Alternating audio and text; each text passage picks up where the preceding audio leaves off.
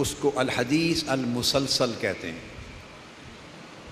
حضور علیہ الصلوۃ والسلام نے ایک حدیث بیان فرمائی، باہر تک آواز ٹھیک ہے بیٹے؟ ٹھیک ہے نا؟ اچھا، ایک وقت میں حدیث بیان فرمائی، ایک حالت میں تھے، ایک عمل فرمایا، ایک کیفیت تھی، پھر اس سے اگلا جس صحابی نے سنی وہ اسی عمل اور اسی حالت کے مطابق اس نے اس حدیث کو آگے بیان کیا۔ اس سے سننے والے نے اس حدیث کو اسی عمل کے ریپیٹ کرتے ہوئے اس حال کے اندر حدیث آگے بیان کی۔ باقی احادیث کو بیان کرنے میں یہ شرط نہیں ہوتی تھی۔ صحابہ کرام بیٹھتے، جو کچھ آقا علیہ السلام سے سنا روایت کر دیتے تھے۔ آپ سمجھ گئے نا؟ جو سنا اسے بیان کر دیتے تھے۔ مثلا میں نے ایک حدیث بیان کی، آپ 10,000 لوگ بیٹھے ہیں، سب نے سن لی، 50,000 ہیں، سب نے سن لی، یہ روایت ہو گئی، اس کا سماع ہو گیا، یعنی سن لیا۔ مگر اس حدیث کو حدیث المسلسل نہیں کہتے۔ مسلسل کہتے ہیں کہ آقا علیہ السلام نے اگر ایک حدیث بیان کی نماز فجر کے وقت ایک خاص حالت میں بیٹھے ہوئے، تو آگے صحابی اسی وقت پر اسی حالت کے ساتھ دوسرے کو روایت کرے، پھر تیسرا تابعی اسی حالت کے ساتھ اسی وقت پر جس حال میں آقا علیہ السلام تھے اسی چیز کو من و ان قائم رکھ کے آگے روایت کرے، اور اگلا راوی اس طرح روایت کرے، یعنی روایت بھی ہو اور اس روایت کرنے کے وقت کی جو حالت ہے وہ بھی برقرار رہے۔ اگر اس طرح چین قائم ہو، نہ ٹوٹے، تو اس کو الحدیث المسلسل کہتے ہیں۔ اگر اس حالت کا تسلسل درمیان میں کہیں ٹوٹ گیا تو پھر الحدیث المسلسل نہیں رہی۔ مسلسل کا مطلب ہے جیسے زنجیر ہوتی ہے، کنڈا سے کنڈا جڑا ہوا، اس طرح حال سے حال ایک ہی حال میں وہ حدیث کی روایت اور سماع منتقل ہو۔ آقا علیہ الصلوۃ والسلام کی چند احادیث ایسی ہیں، چند ایک حدیث الرحمہ ہے، رحمت کی، ایک حدیث المصافحہ ہے، المسلسل بالمصافحہ، ایک حدیث الرحم الاولیہ، حدیث الرحمہ بالاولیہ۔ اس طرح چند ایک احادیث ہیں گنتی کی جن کا امت میں صحابہ کرام سے تسلسل ہے اس حالت کا جس حالت میں آقا علیہ السلام نے روایت کی۔ ان کی تعداد چند احادیث کی ہے، باقی ہزارہ احادیث المسلسل بالحال، المسلسل بالفعل نہیں ہے۔ ان میں ایک یہ ہے الحدیث المسلسل بالمصافحہ۔ آقا علیہ السلام نے مصافحہ فرمایا، کسی ایک صحابی سے مصافحہ فرمایا، یا چند صحابہ نے اجتماعی آقا علیہ السلام سے مصافحہ کیا۔ آپ نے ایک حدیث میں اپنا ارشاد بیان فرمایا دوران مصافحہ۔ اب وہ واجب ہو گیا، اگر الحدیث المسلسل بننی ہے تو واجب ہوا کہ اب وہ جو صحابی آگے روایت کرے وہ اسی طرح دوران مصافحہ روایت کرے، جو اس سے آگے روایت کرے وہ دوران مصافحہ روایت کرے۔ اگر مصافحہ کے بغیر روایت کرے گا تو اس وقت کی روایت الحدیث المسلسل بالمصافحہ نہیں ہوگی، تو اس میں جو حکم فرمایا تھا آقا علیہ السلام نے اس حکم کا اطلاق بولیے نہیں ہوگا۔ یہ مصافحہ کے ساتھ مسلسل حدیث، اس کی ایک روایت ہے، اور اس حدیث میں جیسے میں نے رات کو بتایا تھا آقا علیہ السلام نے دو ارشادات فرمائے۔ ایک ارشاد میں فرمایا کہ مجھ سے جو مصافحہ کرنے والا ہے اس سے جس نے مصافحہ کیا، جس نے مجھ سے مصافحہ کیا، جس نے اس سے مصافحہ کیا، پھر جس نے اس سے مصافحہ کیا، جس نے اس سے مصافحہ کیا، تو حدیث اسی مصافحہ کے حال میں روایت ہوئی۔ تو فرمایا 4 افراد تک، اور دوسری روایت میں آقا علیہ السلام نے فرمایا 7 درجوں تک۔ مجھ سے مصافحہ کرنے والے کا آگے مصافحہ کرنے والا، اس سے مصافحہ کرنے والا، اس سے مصافحہ کرنے والا، اس سے مصافحہ کرنے والا۔ دوسری حدیث پاک میں 7 افراد تک گنا، فرمایا جو اس طرح مسلسل کا بیان کیا، جو مصافحہ کرے گا مجھ سے، میرے مصافحہ کرنے والے سے، اس سے مصافحہ کرنے والا، اس سے مصافحہ کرنے والا، اس سے مصافحہ کرنے والا، حتیٰ کہ 7واں مصاحف، مصافحہ کرنے والا۔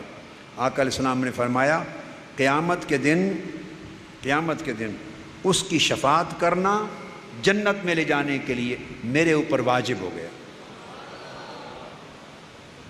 اب یہ ایک حدیث کی سند وہ ہے جو آقا علیہ السلام سے لے کر ہم تک، یعنی مجھ تک مسلسل بالمصافحہ چلی ہے،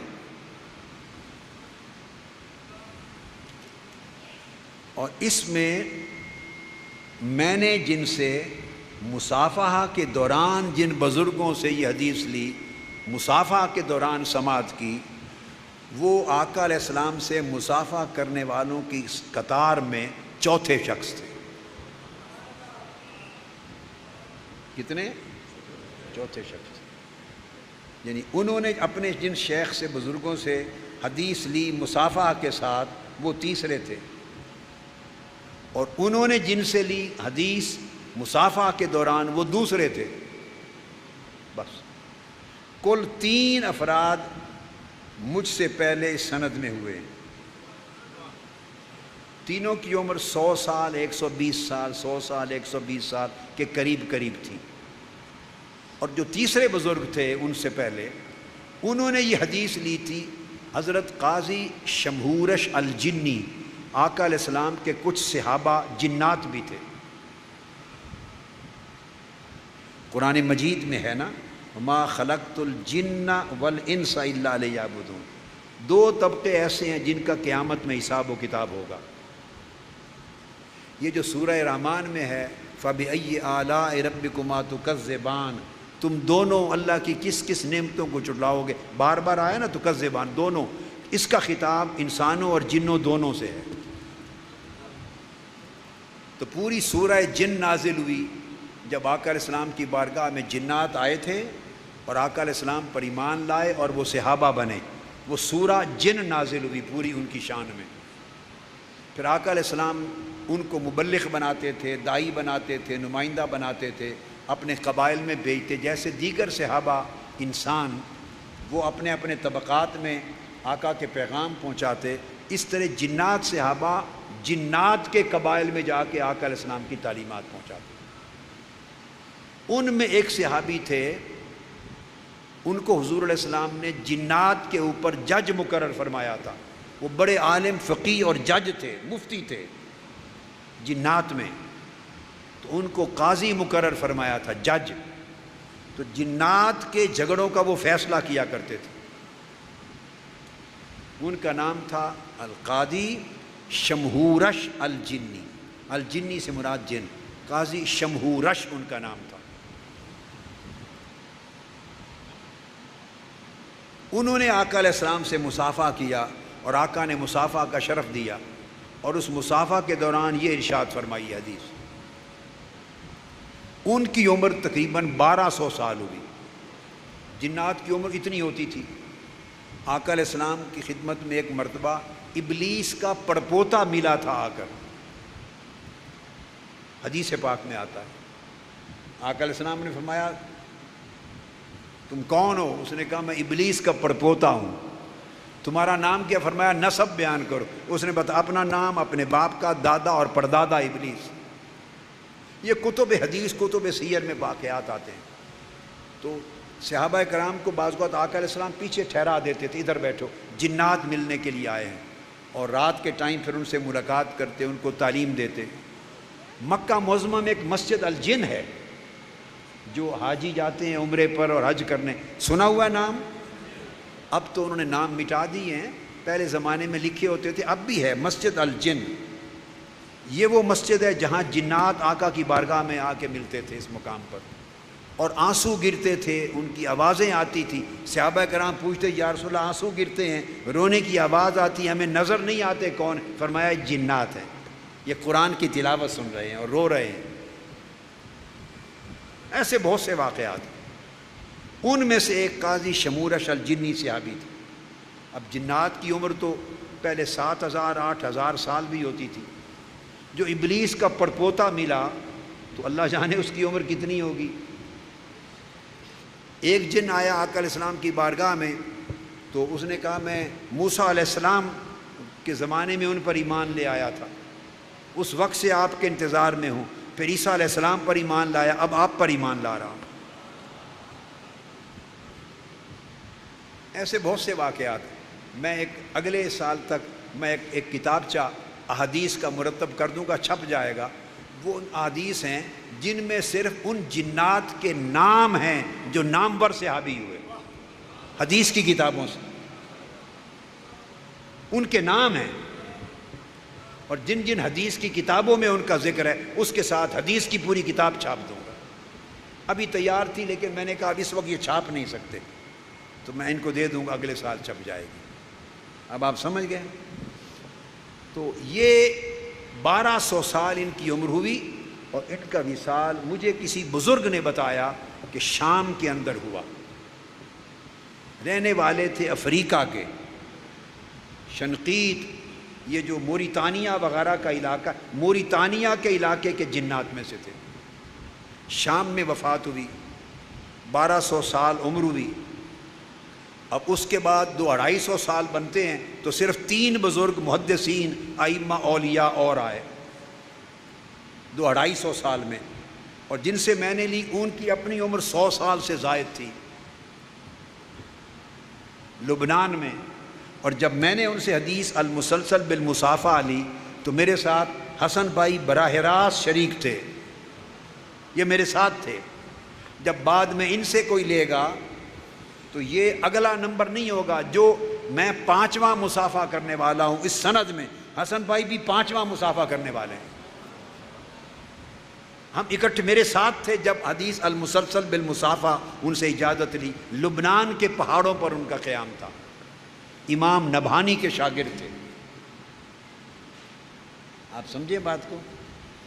تو اس طرح صحابی قاضی شمورش اور 3 اور بزرگ جن سے میں نے لی، ملا کر کل 4 کا واسطہ مجھ سے پہلے آقا علیہ السلام تک مصافہ میں ہے، اور اس لائن میں 5واں شخص میں ہوں جو اس سند الحدیث المسلسل بالمصافہ میں آقا علیہ السلام سے مصافہ کرنے والی کی ترتیب ہے۔